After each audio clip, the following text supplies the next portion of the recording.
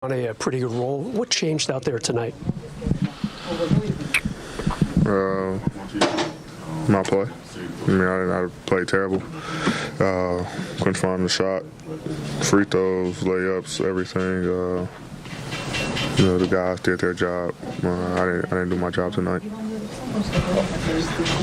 Does this game change anything or change the way you feel about all the feelings that you guys have and the momentum you guys have been able to build this past week? No, I mean, it's one game. I mean, we've been playing great basketball. Get to go on the road and, get back at it. But, no, this doesn't change anything for me. Okay, we've heard you in the past take the onus on games. Why this one? Where did you see that you thought you could have done better to help the team? Everything. I think I had a good presence defensively. Offensively, I wasn't there.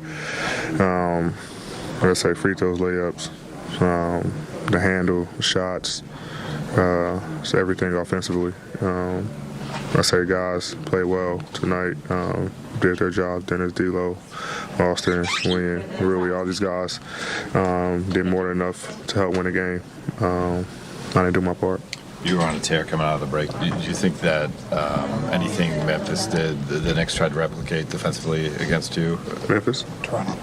Oh, excuse me, Toronto. Thank you. Toronto. No. Yeah, thank you. No. I just missed a lot of shots. I don't think they did anything. Oh, for you. Next game. I mean, worry about it tonight, tomorrow, and then get ready to suit up Tuesday. How critical are these games? Are these losses? We're winding down to a few games remaining. What? You already know every game is critical. I mean, every game we play is critical. AD. Last question. With Julius and RJ, I think Austin and Rui was saying maybe attention to detail as a team could have been better. Is that something you saw? They combined for 63 tonight. They got hot early on. Julius did. RJ at the end. I say it was an offensive rebound leading to threes or extra possessions for them. But we kind of, calmed Julius down a little bit after he got hot in that first half, really. And RJ came out and made shots and made plays for him. Thank you. Darvin, what did you think of the Knicks' physicality in that game? And how did you guys felt like you met that consistently enough for you, or were there some common threads with the loss to Minnesota in that way? Yeah, I thought they were extremely physical, but that's how teams are going to play us. That team is built that way. As a hard-nosed, tough, outstanding coach, and their representation of the way Tibbs is. I mean, we had some unfortunate plays, gave up some untimely offensive rebounds to them, didn't get back in transition. Just, we had our moments in the game as well, where we did things well, but for the most part, a lot of what they did, came, unfortunately, at the expense of us trying to get a stop or trying to keep them off the glass or fouling them. They had some guys step up and make some shots as well. So, it's unfortunate, but again, we don't have time to feel sorry for ourselves. We got to go back and fill our cups up and get ready for this 2-game road trip. Again, being 2 games under 500, 14 left to play, we have time, but we can't waste any more time. We can't waste any more games. And we got to come out with a focus for as much of a 48-minute or however long the game takes to be over. We got to have that focus consistently and throughout. Darvin, you mentioned that energy and focus and consistency, and it seems like it's mostly been there since the trade deadline, 8-3 before tonight. How is it difficult to sustain and expect to have that every night against teams that are coming to play like that as well? And how do you sustain it? How much do you think that was a factor tonight? I mean, we're saying we're a playoff team, which we all believe we are. Everyone in the organization, top to bottom, believe this newly assembled group that we have can do big things in the postseason. destination, but we got to get there. We got to do our work, and it's a part of the learning and growing processes.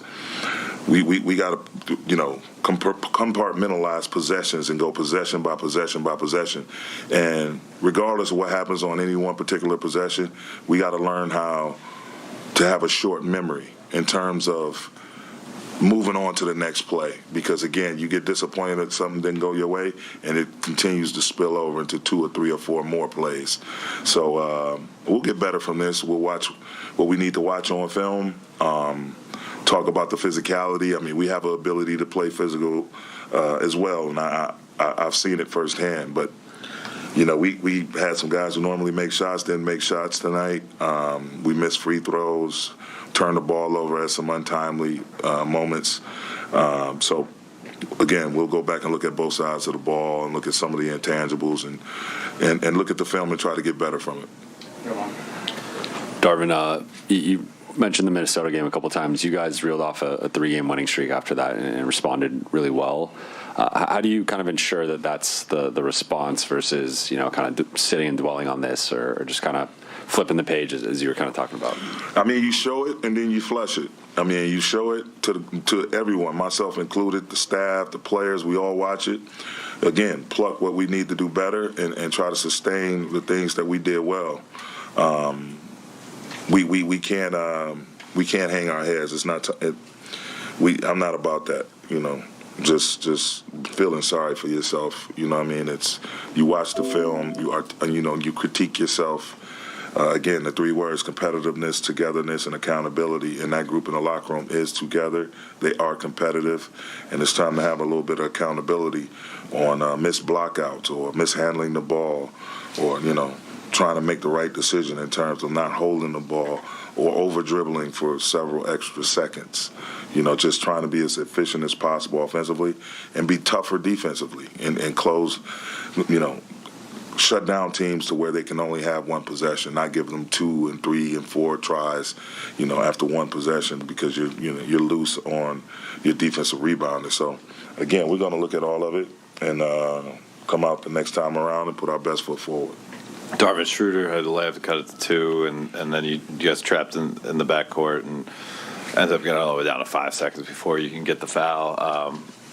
Is that just a product of like trying to go for the steal and then maybe going for it too much before you can save more clock?